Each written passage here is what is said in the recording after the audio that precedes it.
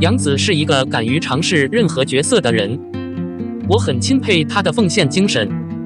杨紫从小就在观众面前长大，她每时每刻都受到关注，即使她最不漂亮的时候，人们也很难接受她变得更漂亮了。她坚称自己从未整容，但一直受到质疑。虽然她不是绝色美女，但绝对有一种独特的美。小时候，有观众觉得夏雪很漂亮，即使是在旅游节目中，她微胖的脸庞也让人惊艳。也许每个人的审美标准不同，有些人特别喜欢有特色、一见难忘的美女，比如赵薇、李沁、谭松韵、景甜、张子枫。有些人不喜欢五官精致的类型，尽管他们承认自己的美丽，但他们认为自己缺乏独特性。在青云之日中，杨紫没能引起我的注意，尽管我相信了营销说法，甚至认为她整容了。可见娱乐业的复杂性不容小觑。杨紫的美貌是绝对毋庸置疑的，但或许是因为她在娱乐圈混得久了，见惯了绝色美女，所以她对自己的颜值产生了怀疑。她的容貌似乎上下起伏，有时甚至看起来过于丰满，但有时却美丽得令人惊叹。化妆对她的形象影响很大，每次无论是素颜还是淡妆的她都显得清新，比浓妆艳抹的她看起来更有魅力。也许她天生的法令纹是无法改变的。早期她在微博上提到过如何消除这种天生的特征。至于那种充溢的感觉，可能是因为她在整容恢复期，经常能感觉到皮肤上有硅胶的痕迹。小时候就觉得她很漂亮，这部剧也一直陪伴着我成长。后来邱莹莹的形象就显得尤为突出。有人说她在剧中扮演的是一个普通的打工妹，但我想，天哪，这么漂亮的人也能称得上是普通吧？可能是因为我的审美有点独特，但我确实觉得她很漂亮。但形状也可以适当改变，长期审美疲劳在所难免。过年的时候，我和妈妈一起看了《亲爱的热爱的》。当她看到杨紫时，她问我：“这就是《家有儿女》里演的那个小女孩吗？”我点点头。她继续说：“她现在越来越漂亮了。我觉得她外表唯一的缺陷就是法令纹，但在夏雪的性格里，这一点特别明显，很自然。”杨紫整容传闻揭秘，从别人的审美到自己的健康，娱乐圈里总是有关于整容的传闻。尤其是当明星的外貌变化引起公众的关注和猜测时，往往会引发舆论的热议。近日，有关杨紫整容的传闻在网络上广泛流传，但从她拍摄《大秧歌》期间几乎没有间隙的工作安排来看，整容的时间和恢复期似乎无法安排。而且在《欢乐颂》中，她的脸庞十分端庄端正，颜值名列前茅，让人对整容传闻产生质疑。其实整不整容并不是问题的关键。即使在《青云之日》中，杨紫也被很多人认为是剧中最美的角色之一。然而，对于那些因为杨紫的外貌不符合别人审美标准而质疑她的人，我们不禁要问：他们本身就如奥黛丽、赫本一样完美无瑕吗？这种批评从何而来？其依据又是什么？在这里，我们不妨反思一下：美是多种多样的，审美是主观的。杨紫的颜值不需要大家认可，她的美是多方面的，所以不值得过多质疑。关于体重，在娱乐圈，对于明星的身材要求似乎越来越严格。然而，我们也应该意识到，过度节食和减肥并不利于我们的健康。杨紫本身就已经很瘦了，她又高又瘦，在我看来，她的体重确实是在一个相当理想的范围内。我自己的身高是165厘米，体重是103斤左右，也算很瘦了。而且杨紫比我高，100斤的体重确实很苗条。不过，由于在镜头前暴露大量肌肤，她可能会被误认为体重过重。但是，我们应该清醒地认识到，人体有其自身的极限机制。每个人的身体结构和新陈代谢都不同，当然，对体重的严格要求可能会打破身体的平衡。我最瘦的时候是90斤，但是那样的体重和外貌让我看起来很憔悴，脸上连肉都没有。所以，我觉得杨紫现在的身材已经非常理想了，她不需要追求像竹竿一样纤细的身材。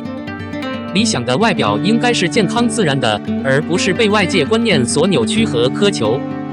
总的来说，我们应该放弃对杨紫的外表和身材的过度批评和苛刻要求，而应该更多地从健康、自然的角度来看待。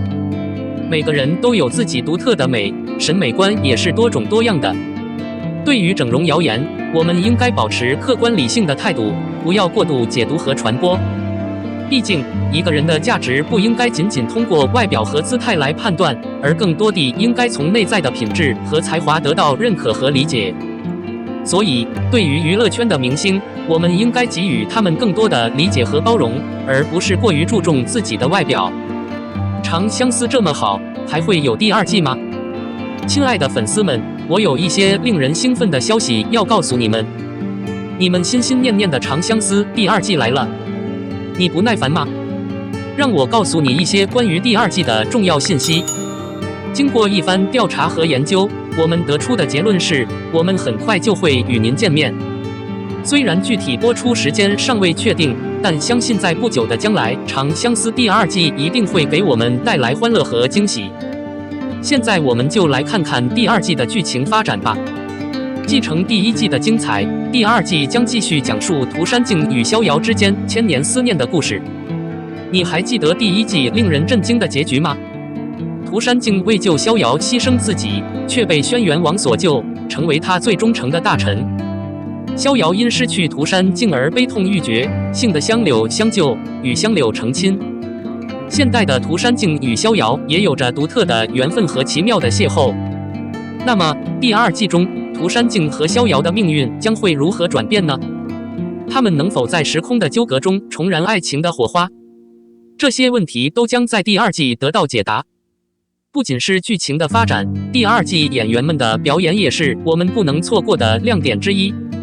杨紫和张婉怡在第1季中的出色表现赢得了观众的赞赏和喜爱。第2季中，他们将继续挑战更加复杂的角色，展现演技和魅力。杨紫将饰演可爱天真的逍遥和聪明优雅的摩登少女逍遥，张婉怡则饰演忠诚英勇的涂山烬和幽默风趣的摩登男孩涂山烬。他们之间的爱恨纠葛和跨越时空的相遇，一定会给我们带来更多的感动和惊喜。除了杨紫和张婉怡之外，还有其他优秀演员也将继续为我们呈现精彩的角色。黄灿灿饰演的防风一鹰是一个既可爱又可恨的角色，他的出现将为剧情增添不少曲折和悬念。李思睿饰演的香柳是一个仁慈无情的人物，他和逍遥之间的纠葛将会引发更多的情感碰撞和冲突。其他一些配角，如轩辕王、廖晶莹、陈碧等，都有自己的故事和性格，这将为整个剧情增添更多的魅力和深度。看完肖战的2部剧，你知道为什么粉丝这么喜欢他吗？太阳与我同在以主角盛阳、简冰为主线，打造了一个清新自然、温馨的爱情故事，描绘了成人世界中温暖治愈的充电式爱情，展现了不同的人生阶段20岁、30岁、40岁、50岁不同的情感思绪，绘制出充满都市烟火的情感谱。当理想与现实交织，爱情与责任交织，都市男女突破束缚，勇敢追梦，彼此温暖依靠，全力相爱。让我们在风雨阳光交替的人生路上共同前行。这样家庭的孩子并不缺乏爱，而且心地善良、聪明。所以，当他面对比他强大的多的偶像女主角时，他并没有感到自卑。相反，他以积极乐观的态度努力追求自己的爱情事业，最终获得了成功。剧中肖战的形象和气质与盛阳完全一致。他是一个工作踏实、没有甜言蜜语的年轻人。他是所有父母都羡慕的好孩子。梦中的大海是一部充满北京味的电视剧。该剧以老北京为背景，聚焦一群20世纪70年代的普通年轻人，讲述了他们当兵、高考、上班、创业等青涩岁月的故事。一个追求梦想、成长，在命运坎坷中互相扶持，最终走向成功的故事。到达幸福的彼岸。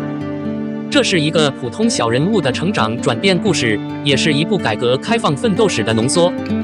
肖战饰演的肖春生是大院里的兄弟，但父亲却因为种种原因在家中并不成功，所以他从小就如同哥哥一样。他和大院的一帮兄弟混在一起，惹了很多麻烦，也建立了很高的威望。